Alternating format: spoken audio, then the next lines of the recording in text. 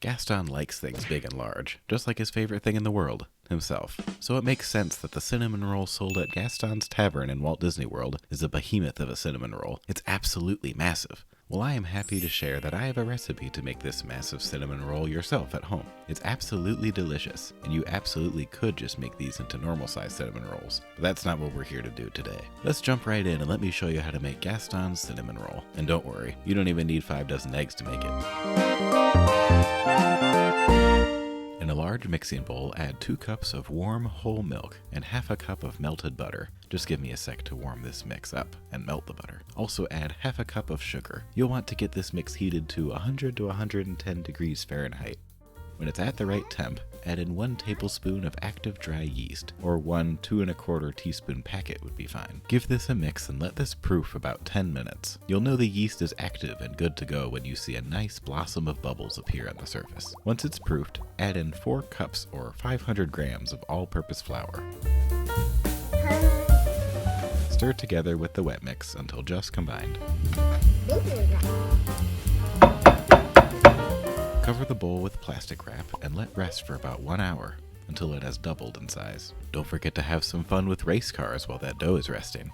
Also, while the dough is resting, we can prepare the filling. In a bowl, add 3/4 cup of brown sugar, 2 tablespoons of cinnamon, and 3/4 cup or 12 tablespoons of softened butter. Mix this together with a rubber spatula until it's completely combined. Keep this in a cool place. As long as you don't let it melt, you'll be good to go. And now, through the magic of editing, the dough has rested an hour and is doubled. Remove the plastic wrap and add in 1 cup or 125 grams of all-purpose flour and 1 teaspoon of baking powder.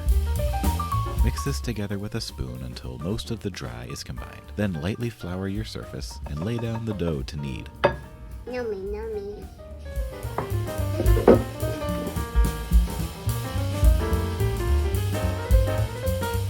Knead the dough for about 10 minutes. Add more flour as necessary, but try to avoid adding too much. Keep kneading the dough until it loses its stickiness and doesn't stick to your hands anymore. Also, my son is getting good at kneading. He's been practicing.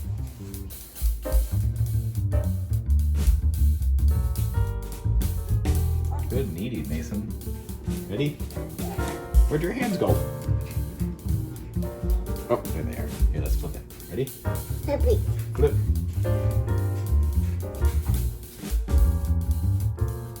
You'll know it's kneaded enough when the dough springs back a bit when you poke it and it's nice and smooth.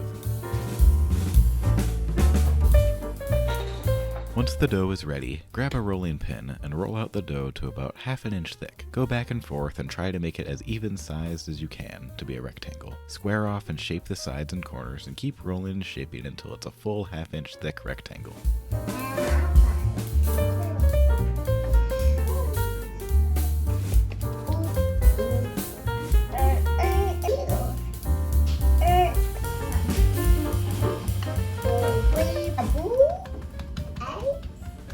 Once you have a nice looking rectangle, it's time to spread on the cinnamon sugar butter. Spread the filling all over the dough to cover the entire surface.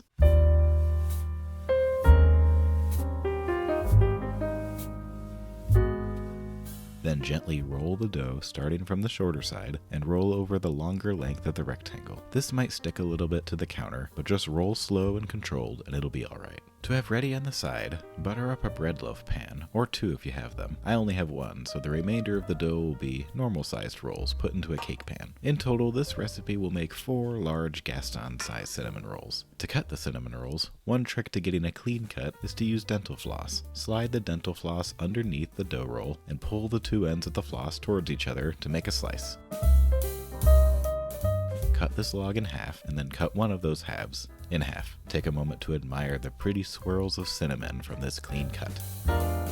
Yeah, that's real nice. Then take the 2 Gaston-sized rolls and place into the buttered bread loaf pan. Cover the pan with a kitchen towel and let rise for about 40 minutes until it's increased by about half. If you have a second bread loaf pan, you can cut 2 more giant rolls. If you want to make more LeFou-sized rolls, cut the remaining dough halves into 6 or 7 rolls and place in a round cake pan or lined baking sheet. Once the rolls have risen and are nice and poofy, it's time to bake.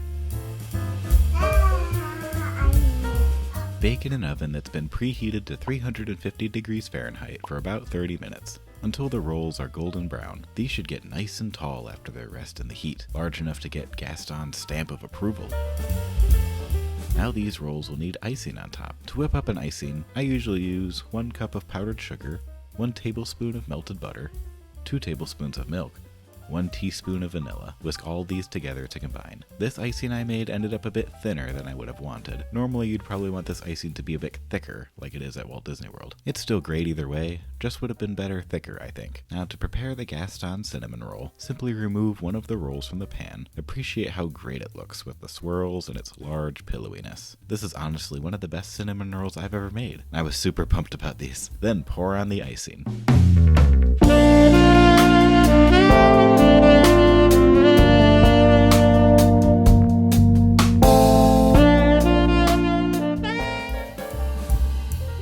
Present to you my version of Gaston's cinnamon roll. I think it accomplished the goal of being a giant cinnamon roll, having square off edges like the park version, and also being awesome. I really hope you try this cinnamon roll recipe. Even if you don't shape them as giant rolls, they are just as delicious and cook the same as smaller rolls. Just watch smaller ones in the oven. They may need less bake time. As always, thank you so much for watching. If you enjoyed this video or learned something, please consider leaving a like and subscribing.